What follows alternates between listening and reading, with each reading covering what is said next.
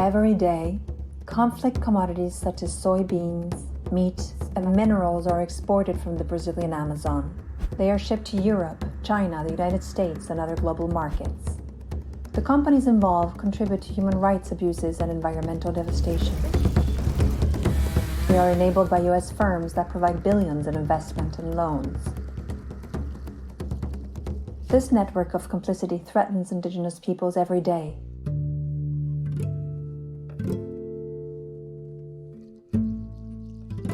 Todo projeto de mineração, soja ou de energia afeta diretamente a terra indígena. Hidrelétricas construídas próximos de nossos territórios causam escassez de peixes e a morte da floresta ao seu redor, seja pela seca ou inundação. Barragens e usinas hidrelétricas destroem locais sagrados para os nossos povos. E em muitas dessas terras, quem está envolvido em toda essa destruição? São pessoas e empresas de fora. Nós estamos muito preocupados com esse modelo de desenvolvimento, que, para nós, é um modelo de morte. A mineração está trazendo impactos graves. E os culpados por isso são os países que estão comprando ferro e ouro.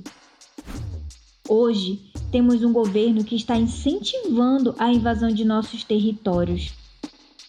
E os países que têm interesse em explorar a Amazônia têm sangue indígena em suas mãos.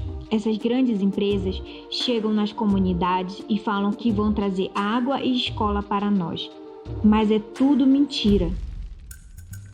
Porque, assim que elas se instalam, começam a massacrar os direitos dos povos tradicionais.